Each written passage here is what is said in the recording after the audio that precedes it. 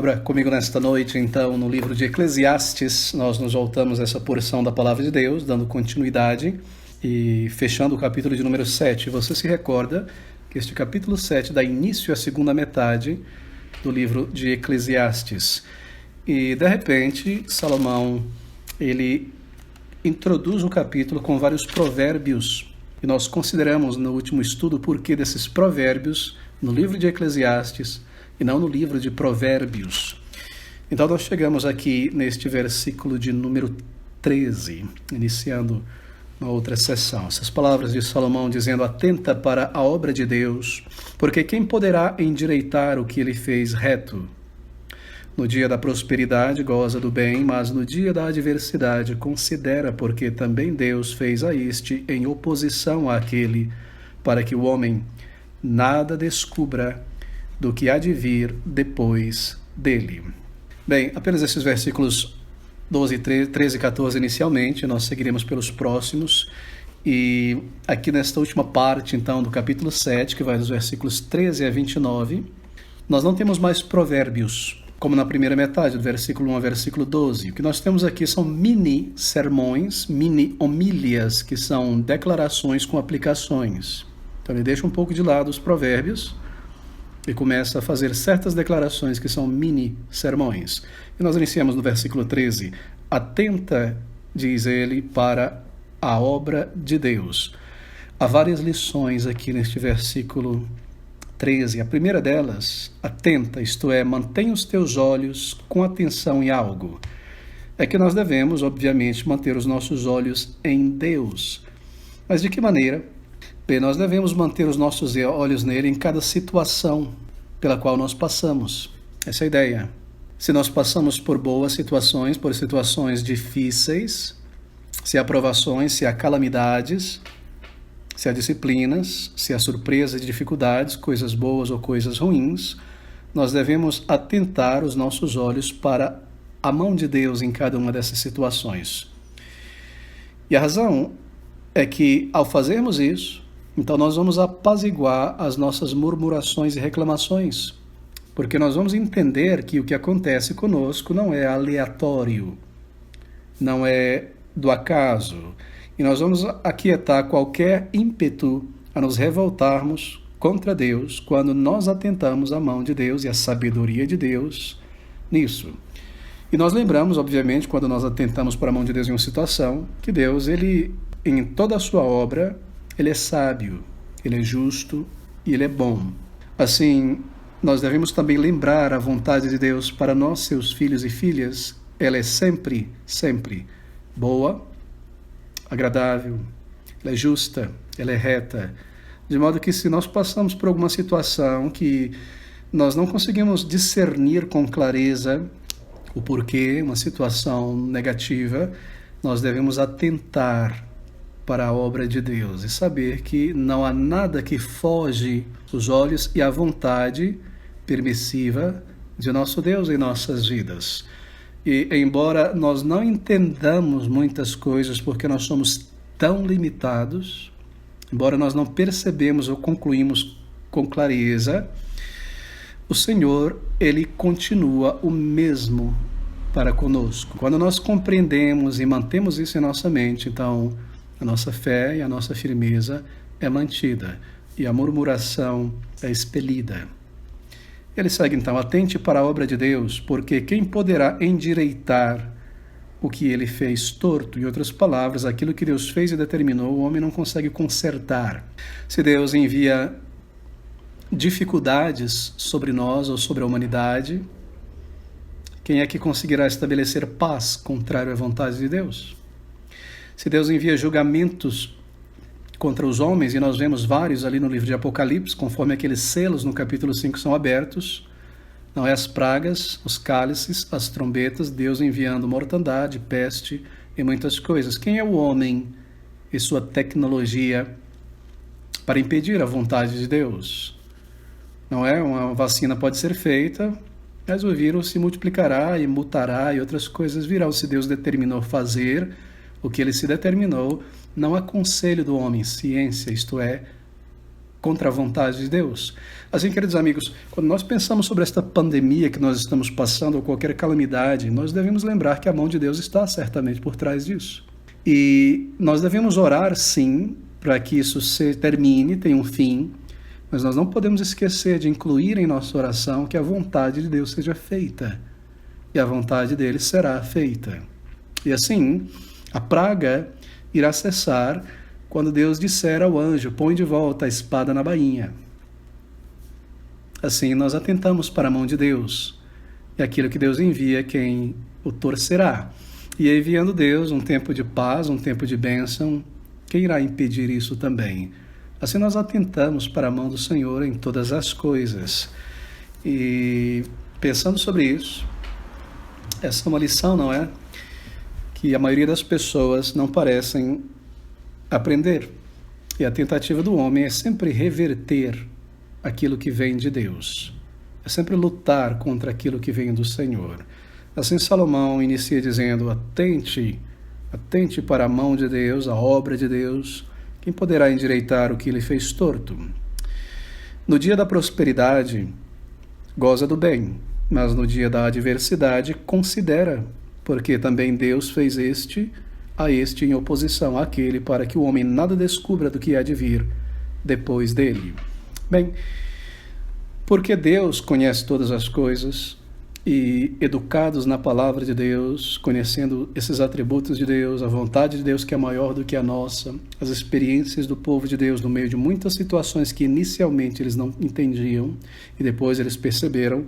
Então, quando nós passarmos por certas situações como prosperidade ou adversidade, Salomão está dizendo que nós devemos nos acomodar às várias dispensações de Deus em nossa vida e nesse mundo. Em outras palavras, nós não podemos esperar uma estação única e contínua, só primavera. Não, o inverno virá. E depois o outono e depois o verão novamente. Ou seja, nós não podemos esperar uma contínua estação material ou de saúde em nossa vida. Seja saúde permanente ou enfermidade permanente, porque as coisas vão mudar.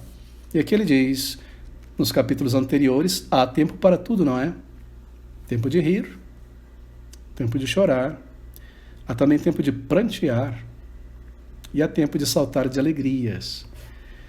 E esta é a ideia. Agora, por que Deus fez assim no mover da história humana? Por que ele permite que as coisas sejam assim? E a resposta de Salomão está aí no versículo 14. Para que o homem nada descubra do que há de vir depois dele. E eu penso que isso é um ato de misericórdia muito grande. Você já parou consigo mesmo e desejou saber o futuro? Acho que é uma das piores coisas que nós poderíamos desejar. Deus ele fez com que as coisas fossem assim para que nós não soubéssemos exatamente o que viria, como ele diz aqui, descubra o que há de vir depois dele. Ou seja, para que ele não possa ter hoje preocupações certas e garantidas sobre o futuro. Se ele puder prever o futuro com toda clareza, a ansiedade dominará agora, no presente, sobre problemas do futuro. Ou, se há um tempo para uma situação difícil, nós conseguimos ver quando vai ser o final dela, em meses ou anos, bem, nós teremos ansiedades, não é, com a continuação de uma situação difícil presente. Agora, o fato de nós não sabermos o que virá, em termos humanos, não é? Então, nós vivemos sob a dependência da providência de Deus. Isso é algo necessário. E nós podemos acalentar a esperança em confiança no Senhor. E nós podemos estar pronto, não é? Para o que quer que aconteça, em dependência do Senhor, confiando no Senhor. E assim, para aprender essas lições, para considerar, guardar essas lições que nós aprendemos por meio de situações que nós não compreendemos, não é? Nós devemos considerar Deus, seu caráter e seu propósito. Para quê? Para que nós possamos reconciliar em nossa mente e sentimentos essa situação que nós não entendemos, que parece contrária ao caráter de Deus inicialmente. Então, para isso, nós devemos atentar. Ele inicia dizendo, atenta para a obra de Deus Então, no dia da prosperidade, goza do bem, e da adversidade, considera, porque Deus também fez a este em oposição àquele, para que o homem nada descubra do que há de vir depois dele. E a chave que nos é dada que é esta. Para nós passarmos por situações que no início, ou a prima facie, à primeira vista, parecem contrárias à vontade de Deus revelada na Bíblia, contrárias ao caráter e os atributos de Deus, nós devemos considerar o que nós já sabemos do Senhor na palavra, a sua vontade, os seus caminhos perfeitos, a sua justiça, que Ele também pune o pecado do crente, que Ele é disciplina, que Ele é um Pai de misericórdias, e que há coisas que são mais altas e mais elevadas do que o nosso entendimento, e isso foi determinado por Deus que fosse assim. Assim, quando nós consideramos essas coisas, ao vermos, ao encararmos certas coisas que parecem inicialmente contraditórias à vontade e o caráter de Deus, ao fazer isso, em comparação com o caráter e a vontade de Deus que já conhecemos, nós conseguimos reconciliar essas coisas em nossa mente. Então, considera. Essa é a primeira grande lição aqui para um homem, para uma mulher de Deus, seguir através de uma vida mutável como esta. O ímpio, isto é, aquele que não teme a Deus, não respeita a palavra de Deus, ele não consegue entender estas coisas. E quando ele é tomado de surpresa, ele é quebrado. Ele é ferido por muito tempo. Ele não consegue reconciliar. Ele entra em vazio, entra em desespero. Mas o crente não, nós recebemos uma chave aqui. E no versículo 15, ele diz, tudo isto vi nos dias da minha vaidade. Bem, nos dias da sua vaidade, ele quer dizer nos dias da apostasia de Deus, dele, da parte de Deus. Nos dias em que ele vagou longe de Deus. Porque dias de vaidade só podem ser dias sem Deus, não é? A vida é vã. Então ele se refere àqueles dias antes do seu arrependimento, dias da sua vaidade. Há justo que perece na sua justiça, e há ímpio que prolonga os seus dias na sua maldade. Ele viu isso no período da sua vaidade, apostasia de Deus. Há justo que perece na justiça, ímpio que prolonga seus dias na maldade. Isso é óbvio. Todos nós vemos isso, não é? Você já percebeu quantas pessoas, humanamente falando, que buscam viver uma vida de justiça e retidão e ajudar, etc., muitas vezes são ceifados na juventude ou na meia-idade, e por aí você vê outras pessoas ímpias, absurdamente ímpias, que mentem sem corar, que estão aí velhinhos de cabelo branco, querendo voltar ao pódio novamente. Isso é um típico da nossa sociedade. É comum. Nós vemos isso em toda parte, em todas as épocas. Mas isso traz perplexidade, ou melhor, trouxe perplexidade a Salomão. Ver o ímpio viver muito e prosperar, e o justo ser ceifado muitas vezes na sua juventude. Você se recorda como Nabote pereceu na justiça dele, não é? Você se recorda como Abel também, um tempo anterior, pereceu na sua justiça e juventude. Então, esse é um fato. Agora, há um julgamento por vir. E esse julgamento, ele irá retificar essas aparentes irregularidades, não é? Que o justo morra na justiça, jovem, e o ímpio prolongue seus dias na impiedade. Bem, há um dia de julgar. E eu me recordo apenas um texto da palavra de Deus, declarado pelo próprio Salomão, e nós poderíamos colar esse texto com este versículo. E é este: parece que ninguém atenta que o justo é levado antes que venha a calamidade, antes que venha julgamento, antes que venha a destruição. Olha só. Assim, quando nós vemos um justo sendo levado, nós devemos tomar cuidado em dizer isso é injusto. Não.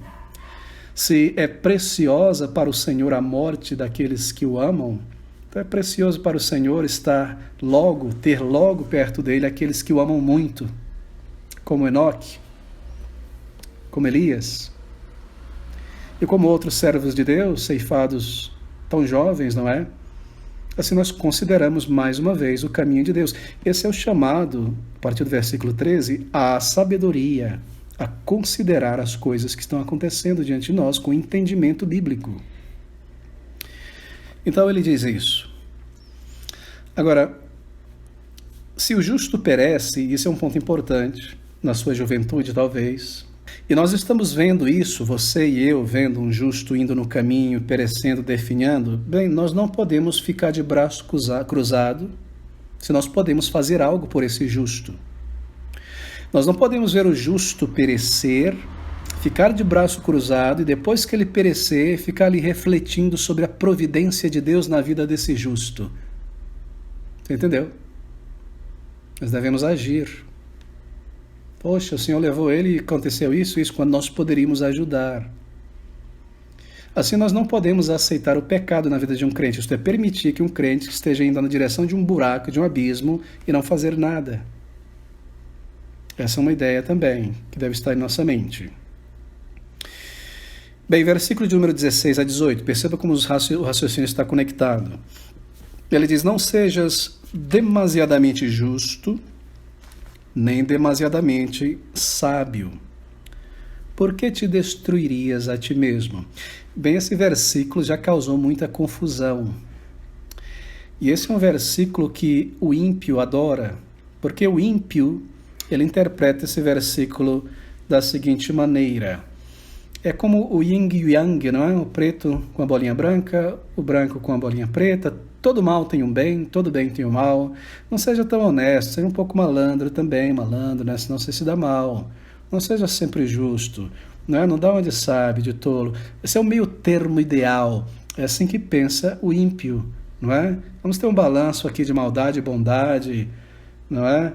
Eles cantam isso, o ímpio canta isso, por tanto amor, por tanta emoção. A vida me fez assim, bom ou ruim, eu caçador de mim. Essa é a filosofia desse mundo, né?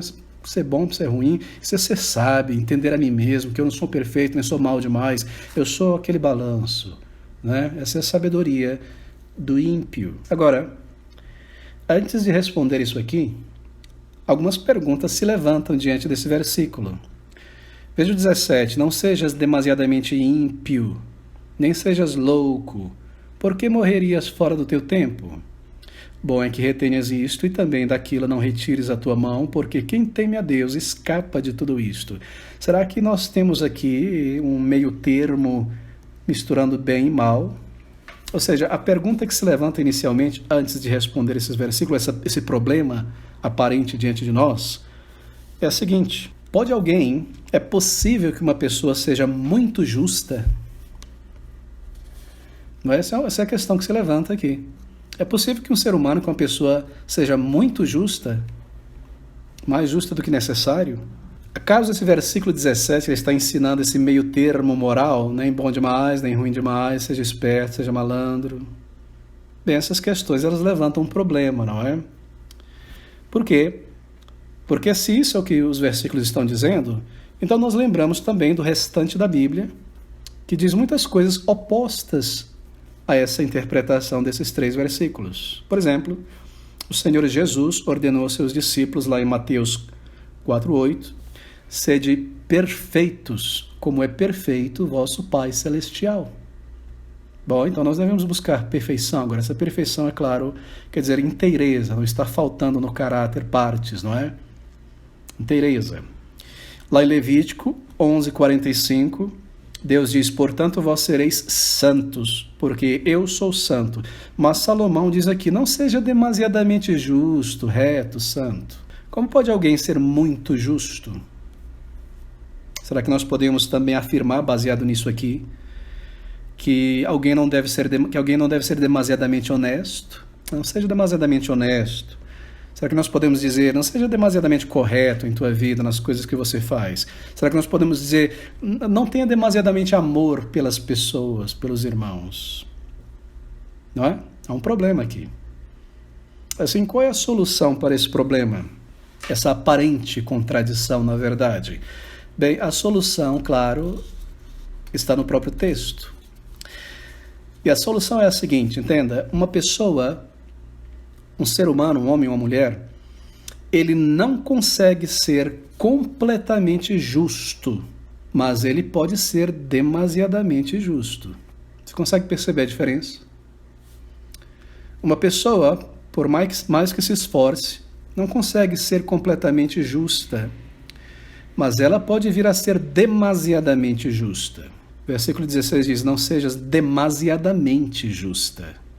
Você percebe algo negativo aqui. Uma pessoa não consegue ser completamente justa em sua atitude, em sua escolha, em seu julgamento, em sua decisão. Por quê? Porque nós não vemos todos os ângulos da questão como Deus vê. Então, às vezes, o nosso julgamento, a nossa escolha, a nossa declaração é parcial, não é? Baseado em um ângulo ou dois. Ou seja, ela não é completamente justa.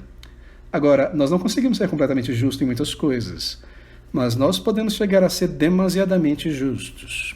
Quem ilustra isso aí são os fariseus. Os fariseus eram demasiadamente justos segundo a justiça própria deles. Eles eram tão justos que eles ultrapassaram a justiça de Deus e criaram sua justiça própria. Esse é um exemplo. Lá em Romanos 10:13, Paulo diz a respeito deles que, desconhecendo a justiça de Deus e procurando estabelecer a sua própria justiça, não se sujeitaram à justiça que vem de Deus. Assim, uma pessoa não consegue ser completamente justa, mas ela pode ser demasiadamente justa. E qual é o perigo advertido aqui, então, nesses versículos? O perigo é o perigo da autoilusão. Alguém se iludir, multiplicando, aumentando seus atos pseudo-religiosos. Eu fui batizado, já tenho meu certificado, mas peraí, eu quero ser justo diante de Deus. Então, eu preciso de um certificado de batismo por imersão, um certificado de batismo por aspersão, um certificado de batismo por efusão. Fui batizado no rio, mas também tenho que ser batizado na piscina. Eu preciso ter isso. Eu preciso. Tomar a ceia uma vez por mês, vamos tomar todo dia. Esses são os fariseus, não é?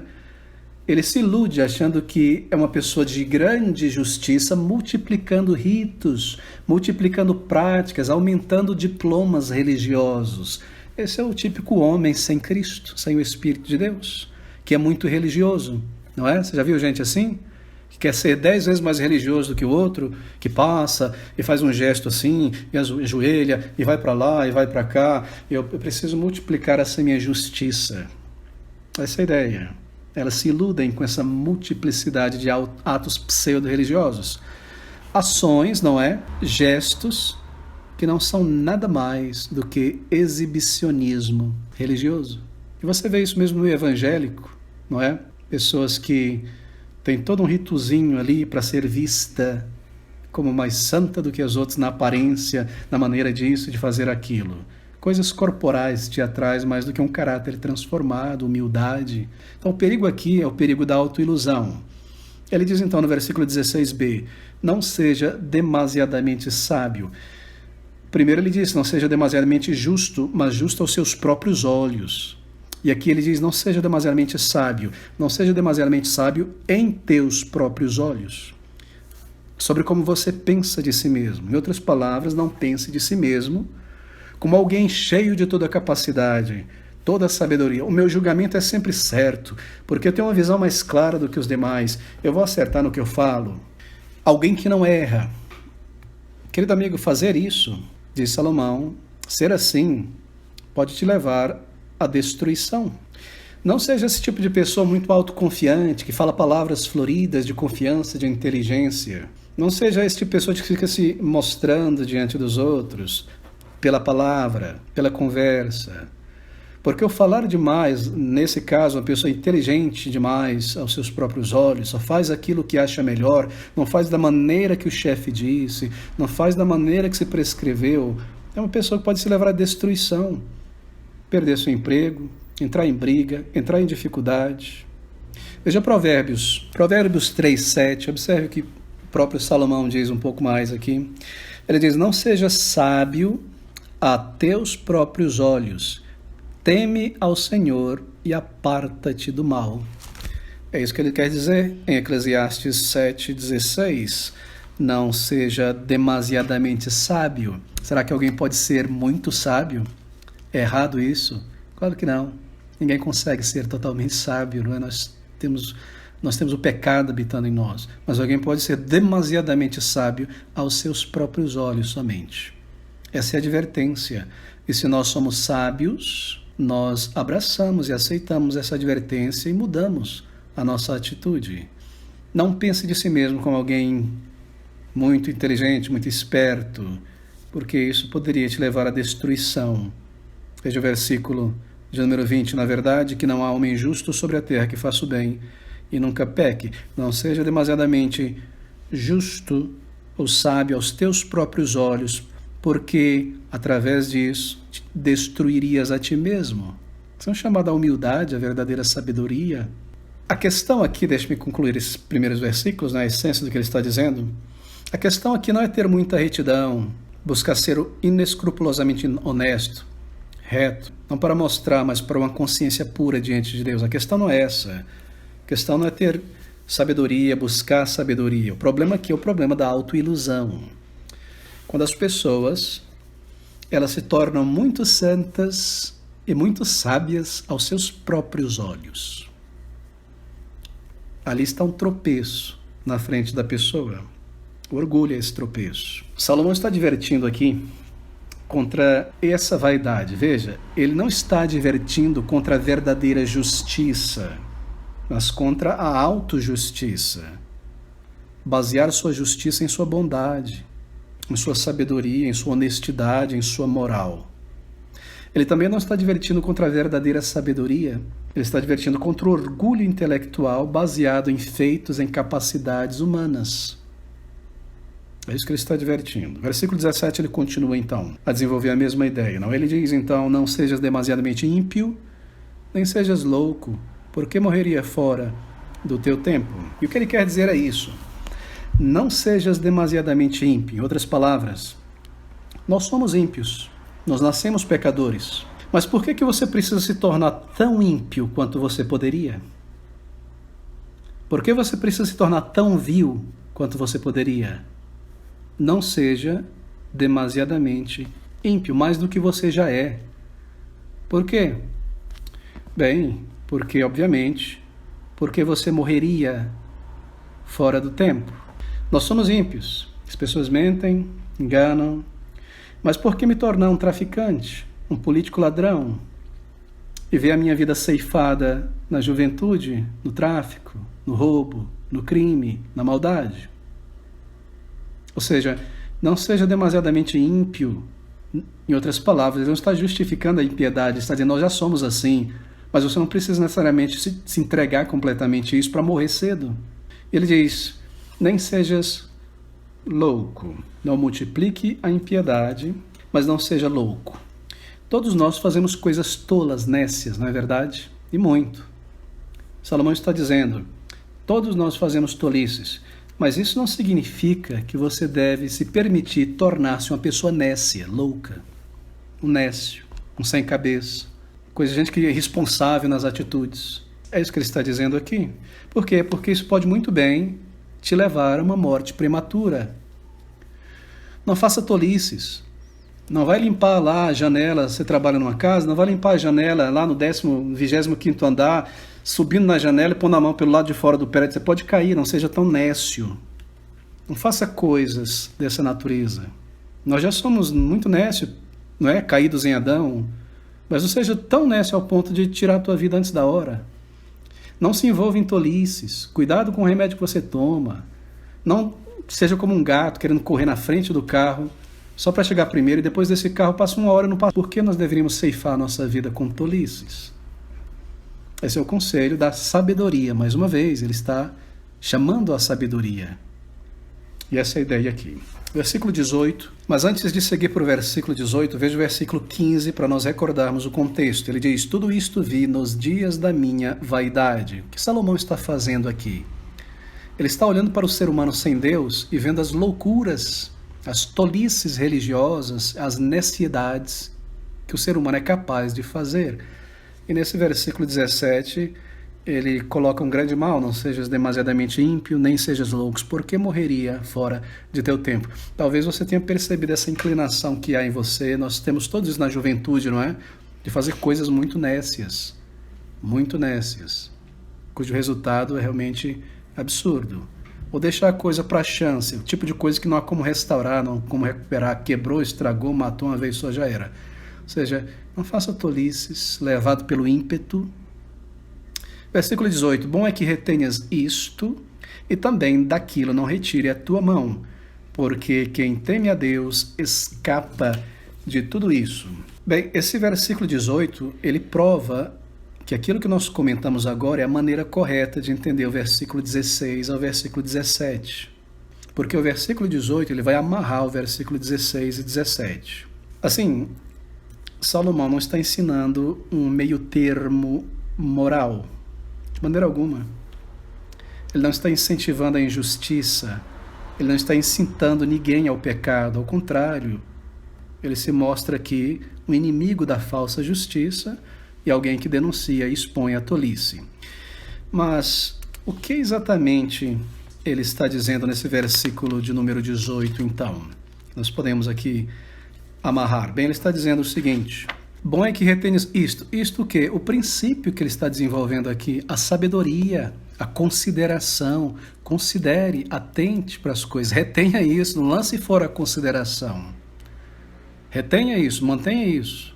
E também daquilo, não retires a tua mão. Daquilo que, na sequência, ele fala sobre atitudes nécias, né, que envolvem emoção. Em outras palavras, não tire as mãos das rédeas dos sentimentos da emoção. Não se deixe controlar pelas emoções. Sai fazendo o que dá na cabeça, na ira, porque essa é uma tendência comum no ser humano. Além de fazermos tolices, muito mal vem de ser levado pelo ímpeto do nervosismo. Não, ponha logo a mão nas rédeas, controle. Pelo ímpeto da situação. Assim, retenha o bom senso, retenha o entendimento, retenha a consideração e não retire a tua mão das rédeas. Por quê? Bom, porque isso é o que a palavra de Deus diz: teme a Deus, tira o teu pé do caminho mau. E se eu fizer isso, temer a Deus, então eu irei escapar de tudo isso. Porque quem teme a Deus escapa de tudo isso. De quê? De uma morte prematura, de destruir a si mesmo, sua família. Então atente, pense antes de falar e agir. E quando a emoção vier e o sangue subir, não seja controlado, você controle isso. Mantenha a rédea firme. E assim ele segue. Versículo de número 19: a sabedoria fortalece ao sábio, mais do que 10 poderosos que haja na cidade. Isso complementa o versículo 18. Sabedoria, ter consideração, pensar a respeito, reter as emoções. É sábio, não é? Aquele que se ira, diz Salomão em Provérbios, é tolo, é nécio, não se controla. E aqui ele exemplifica no versículo 19, ter sabedoria, essa sabedoria prática, dá fortaleza a uma pessoa, mais do que 10 poderosos que haja na cidade. Certamente, certamente. Versículo 20. Na verdade que não há homem justo sobre a terra que faça o bem e nunca peque. Eu penso que aqui Salomão ele tem em vista a salvação, porque ele não está apenas dando conselhos esparsos, separados, ele está falando sobre temer a Deus, sobre a eternidade, sobre a vida acima do sol, acima do céu. Eu penso que aqui, no versículo 20, Salomão veio a concluir que ninguém merece a salvação. Por quê? Porque não há nenhum homem justo sobre a terra que faça o bem e nunca peque. Isso, obviamente, está de acordo com a palavra de Deus, lá no Novo Testamento, em Romanos capítulo 3, no versículo de número 10, vocês se recordam essas palavras? Paulo, inspirado, tira dali.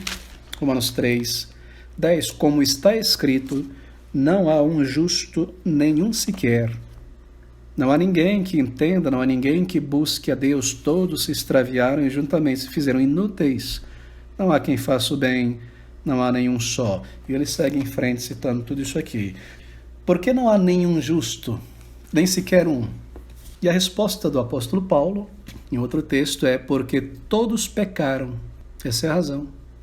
Porque todos pecaram. Não há ninguém completamente justo que guarde a lei do Senhor, que se mantenha íntegro por inteiro. Isso é interessante. Ele está dizendo que nunca houve, até o tempo dele. E no versículo 21, então, ele segue dizendo: tampouco apliques o teu coração a todas as palavras que se disserem, para que não venhas a ouvir o teu servo amaldiçoar-te. Bem, a conexão é a seguinte: se não há nenhum justo, não há nenhum justo sobre a terra, não há ninguém que faça o bem, não há ninguém que peque. Então, lá no versículo 26, ele vai mostrar o resultado disso.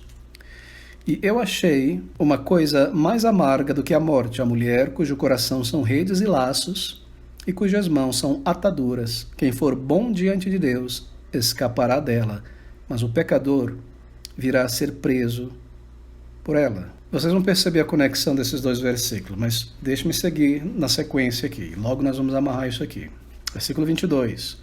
Porque o teu coração, 21, tampouco apliques o teu coração a todas as palavras que se disserem, para que não venhas a ouvir o teu servo amaldiçoar-te. Conexão do versículo 20 com 21. Você não é uma pessoa tão justa e tão reta quanto você pensa ser. Você também faz besteiras. E você também já falou que é indevido contra outras pessoas.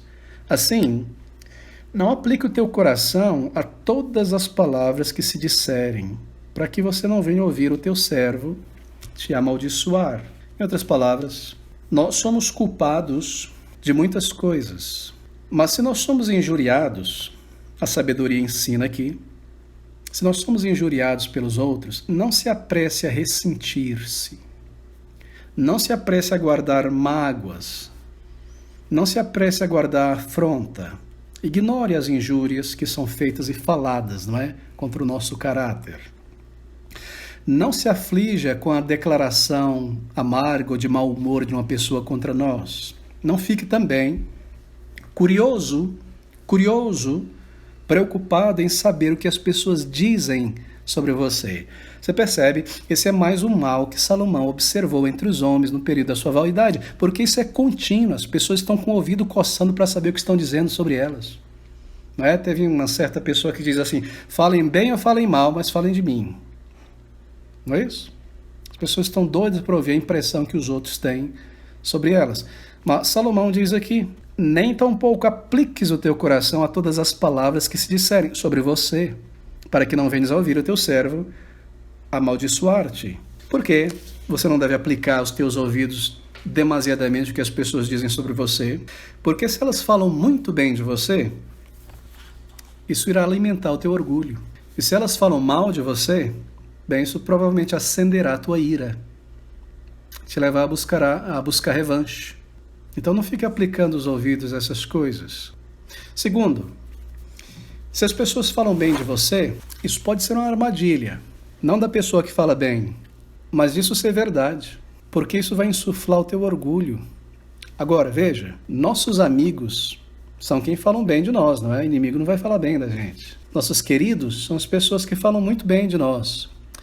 Mas os nossos amados, aqueles que cuidam bem da gente, são os nossos piores críticos. Piores não no sentido negativo, mas são as pessoas de que nós não deveríamos buscar uma boa crítica. Por quê? Porque eles sempre vão falar bem da gente. E a gente não vai receber um bom feedback. Eles vão ocultar as nossas falhas, não é? Vão rir para não perder a amizade.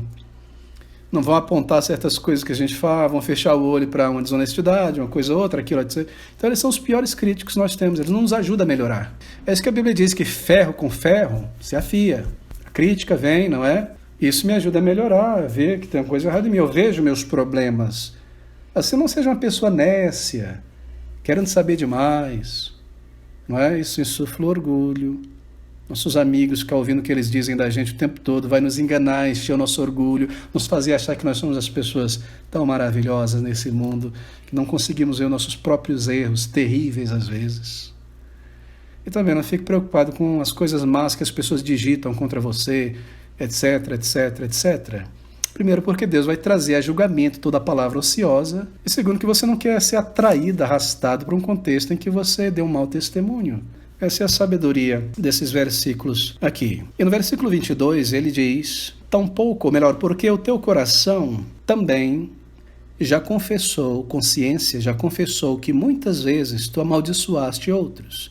Em outras palavras, é bom relevar, não é? Essas críticas maledicentes que fazem sobre nós, também por esse sentido. E pode ter um pouco de verdade nisso. E por que tem um pouco de verdade? Eu também me lembro que eu já fiz exatamente a mesma coisa e esfaqueei muita gente pelas costas antes de Deus me salvar. Teu coração te condena, tua consciência te condena, que você já fez isso, então não fique revoltado como se fosse a pessoa mais justa sobre a face da terra. Mas há uma lição aqui muito profunda. Queridos amigos, eu sei que isso é um exercício difícil, mas é um exercício para a maturidade, assim como o exercício leva os músculos a se fortalecerem, mas cansa.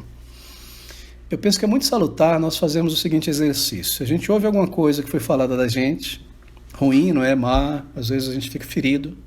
Mas sabe o que seria a atitude de um sábio? Porque Salomão está chamando-nos à sabedoria. Seria parar e perguntar, será que não há um pouco de verdade nisso que a pessoa está falando? E sondar o nosso coração. E disso nós vamos tirar uma lição, não é? Que pode ser que foi exagerado o que foi dito, aquilo, mas talvez nós temos um pequeno porcentagem de culpa nisso aí.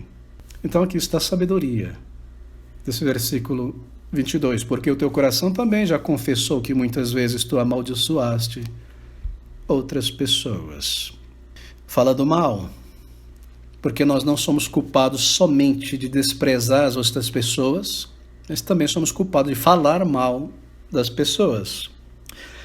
Assim, qualquer afronta ou injúria que nos é feita, é importante nós examinarmos a nossa consciência para ver se nós temos parte.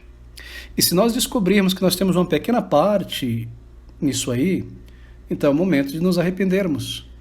E é o momento de justificar a Deus por ter vindo essa afronta sobre nós. Você compreende isso? Deus é justo que eu tenha recebido essa paulada aí. Porque agora eu vejo o meu erro. Deixa eu lhe dar um exemplo disso. Abra comigo em 1 Samuel, capítulo 15, versículo de número 5. 2 Samuel 16, 5. Observe um exemplo disso. Não perca o fio da meada. É sobre Davi. Você se recorda que Davi era um homem segundo o coração de Deus, um crente, não é? Mas Davi pecou muitas coisas. E por causa da atitude dele, ele trouxe sobre si, sobre a nação, muitos problemas. E o resultado foi que muitos criticaram ele. Aqui está um exemplo, e veja a atitude dele diante dessas críticas severas.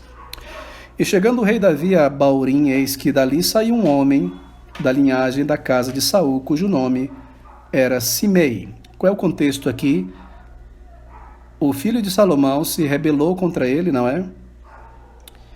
E ataca Jerusalém, e Salomão tem que fugir dali com seus servos fiéis. E ele sai fugindo a pé de Jerusalém.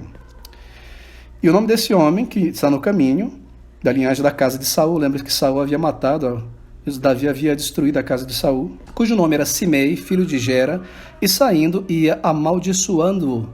Lá vem Davi fugindo, consequência do seu erro, e um descendente de Saul encontra ele no caminho, sai de casa e começa a xingar e a praguejar e amaldiçoar ele.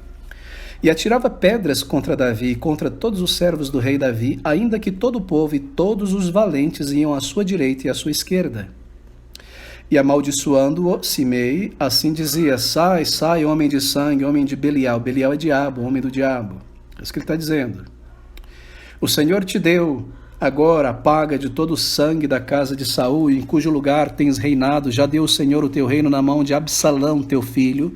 Absalão tinha se levantado contra Davi. E eis-te agora na tua desgraça, porque és um homem de sangue.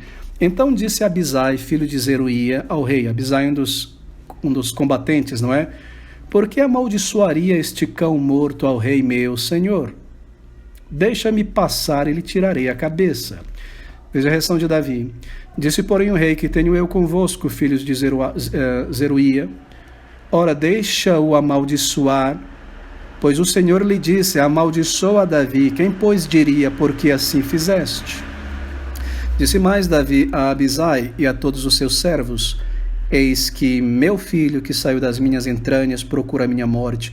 Quanto mais ainda este benjamita, deixa-o que amaldiçoe, porque o Senhor lhe disse, porventura o Senhor olhará para a minha miséria e o Senhor me pagará com bem a sua maldição deste dia.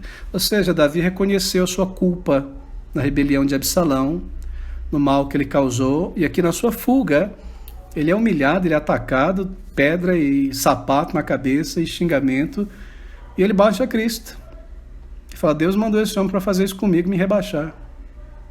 Porque eu fiz mal, eu andei mal, e eu trapei meus ouvidos para a palavra de Deus, e eu julguei imparcialmente, etc, etc.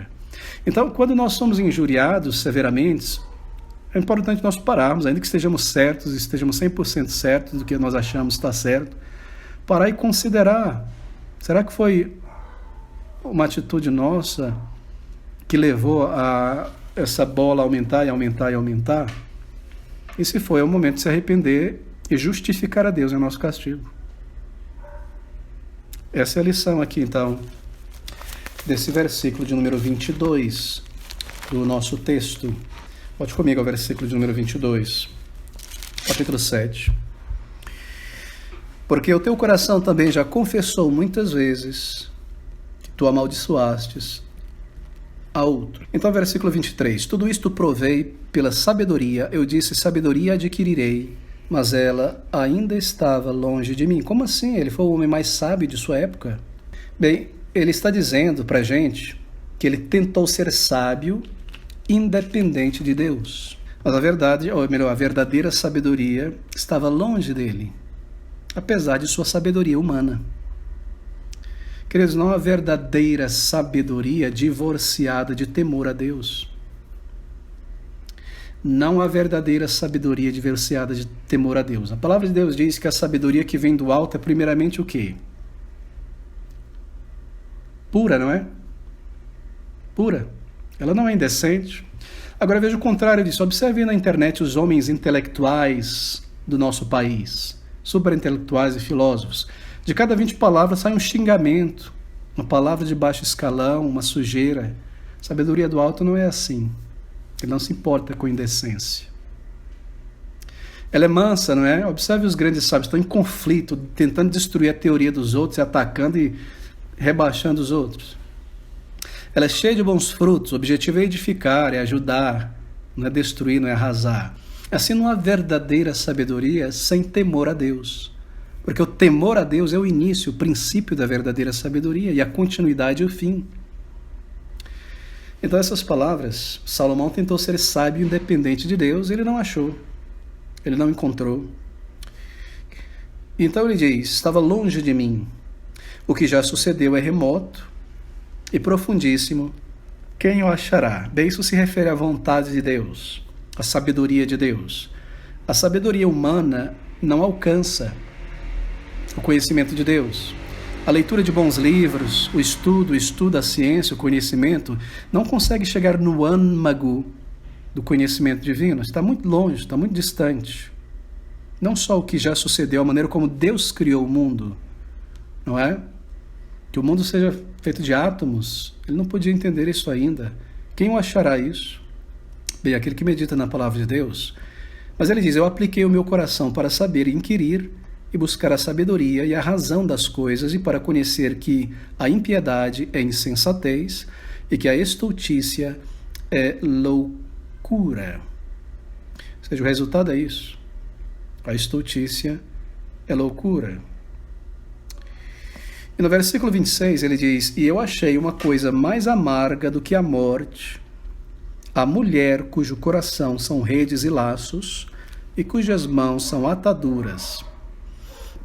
Quem for bom diante de Deus, escapará dela, mas o pecador virá a ser preso por ela. Isso é muito interessante. Salomão está dizendo que uma pessoa é presa com as cordas do seu próprio pecado. Lá em Provérbios, capítulo 5, versículo 22, ele disse o seguinte, quanto ao ímpio, as suas iniquidades o prenderão, e com as cordas do seu pecado será detido. Eu achei uma coisa mais amarga do que a morte, a mulher cujo coração são redes, cordas e laços, e cujas mãos são ataduras. Quem for bom diante de Deus, escapará dela. Bem, ele vai ter em vista agora aqui a sensualidade, a imoralidade. E o que ele está dizendo é que a imoralidade, quando ela captura uma pessoa,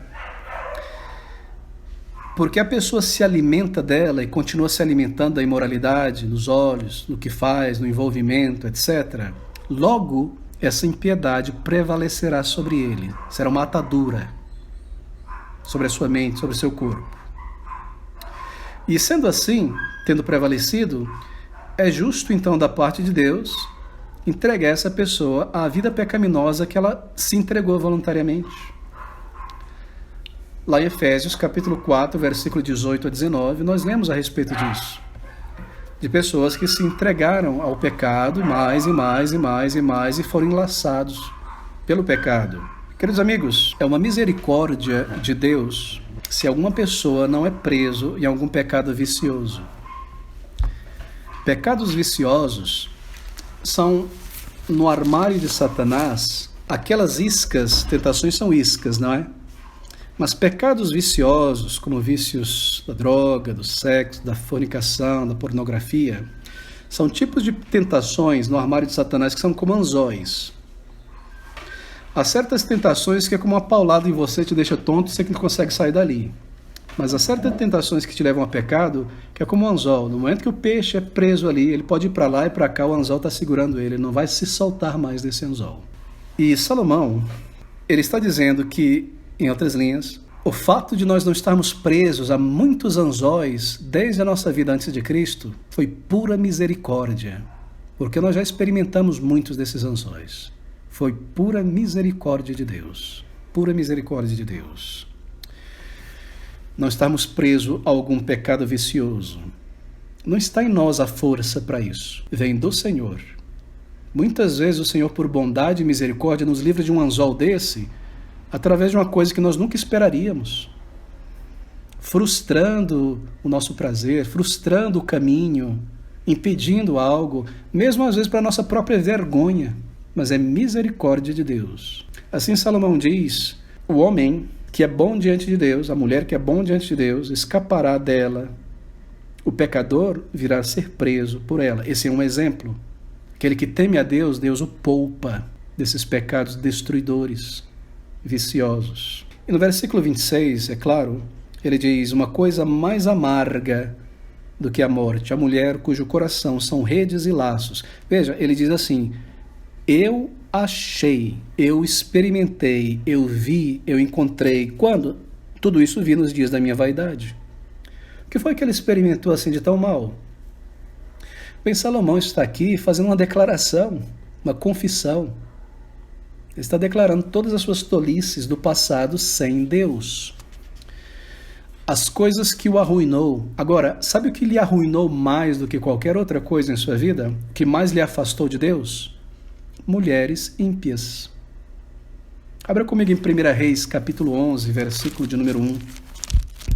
Nós temos o registro ali do que Salomão está dizendo aqui. 1 Reis, capítulo 11, versículo 1 em diante. E o rei Salomão amou muitas mulheres estrangeiras, além da filha de Faraó. Ele amou moabitas, amonitas, edomitas, sidônias e etéias, todas as cananeias, né? Das nações de que o Senhor tinha falado aos filhos de Israel, não chegareis a elas e elas não chegarão a vós. De outra maneira, seguramente perverterão o vosso coração para seguirdes aos seus deuses. A estas se uniu Salomão com amor. E tinha 700 mulheres princesas, todas filhas de outros reis, não é? E 300 concubinas, e suas mulheres lhe perverteram o coração. É isso que ele está dizendo no versículo 26. E eu achei uma coisa mais amarga do que a morte, a mulher cujo coração são redes e laços, e cujas mãos são ataduras. Quem for bom diante de Deus escapará dela, mas o pecador virá a ser preso por ela. Foi o caso dele. E ele segue dizendo, no versículo 4 de 1 Reis 11, porque sucedeu que no tempo da velhice de Salomão, suas mulheres lhe perverteram o coração para seguir outros deuses. E o seu coração não era perfeito para com o Senhor Deus, como o coração de seu pai, porque Salomão seguiu a Astarote, deusa dos Sidônios, e Milcom, e a abominação dos Amonitas. Ele não perseverou em seguir ao Senhor como Davi, seu pai. Ele foi atraído por cordas destas mulheres. E ele está confessando aqui.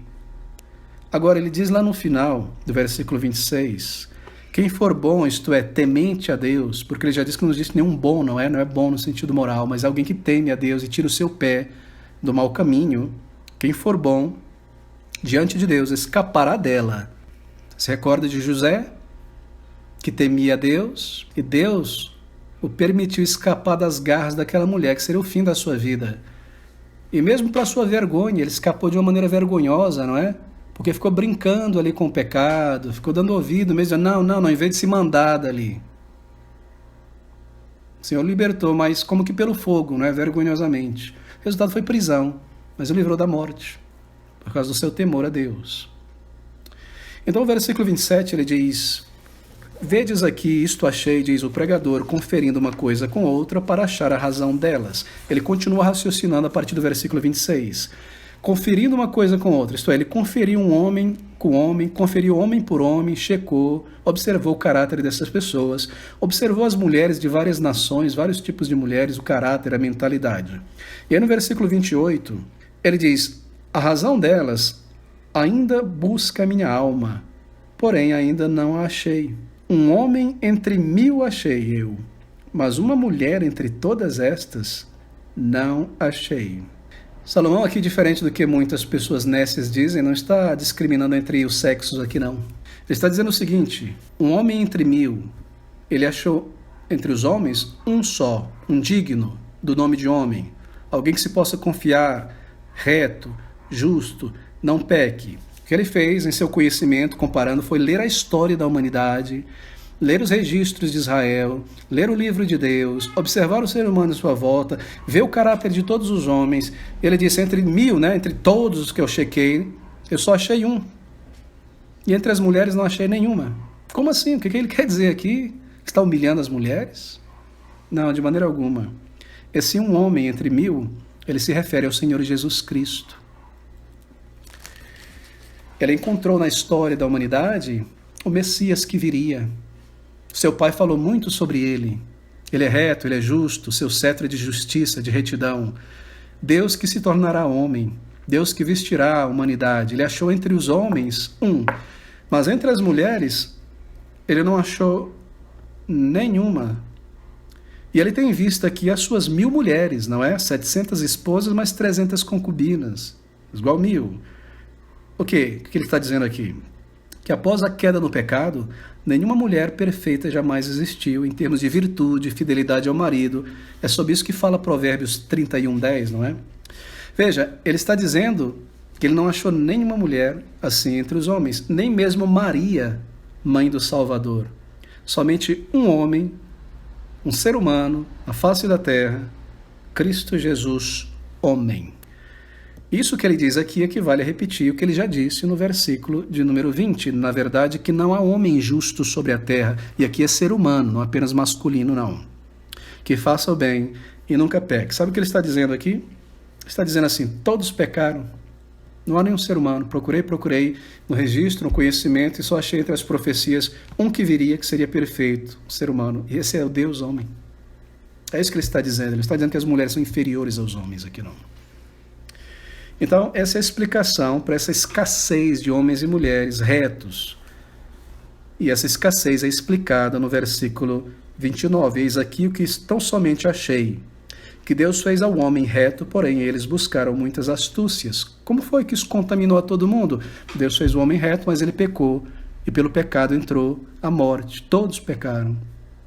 E o pecado traz essas consequências. Muitas astúcias. E entre muitas astúcias ou estultícias inventadas pelos homens, como diz o versículo 29, Salomão menciona uma delas no versículo 26.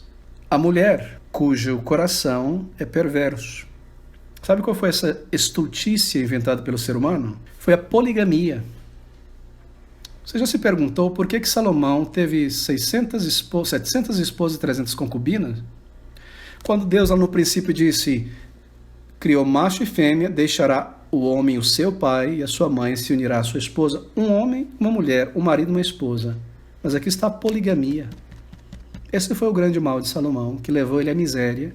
E esse foi o grande mal de Davi, que o levou também a decair. Porque não é vontade de Deus a poligamia. Essa é uma invenção. Buscaram muitas astúcias. Deus permitiu isso, porque ele ia mostrar lições desse erro. E o erro de Salomão foi esse, ele cai por conta disso. Aquelas mulheres ímpias perverteram o seu coração. É um homem, é uma mulher, essa é a vontade de Deus desde o princípio. Esse erro foi produzido pela astúcia humana. Deus permitiu isso aí para mostrar o resultado de ir contra a instituição divina. Isso se refere, claro, a Mateus 19, 4, 5 e 6, não é? No princípio, a vontade de Deus era assim, fez macho e fêmea, portanto, deixará o homem seu pai e sua mãe, e serão um. Serão um aqui não se aplica naquele versículo necessariamente à carne.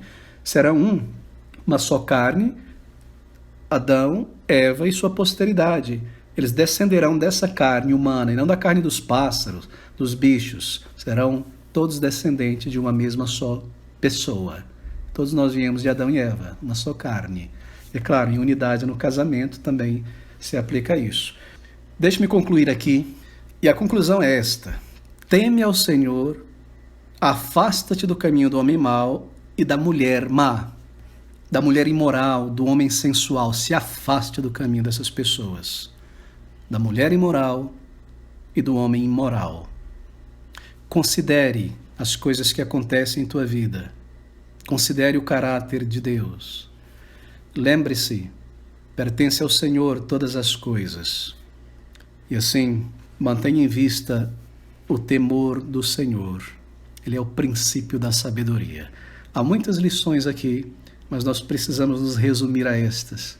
Que o Senhor, mais uma vez, nos ajude a reter esta sabedoria prática na vida diária e não esquecer, e não seguir a maré da ignorância dos homens que não conhecem a sabedoria divina.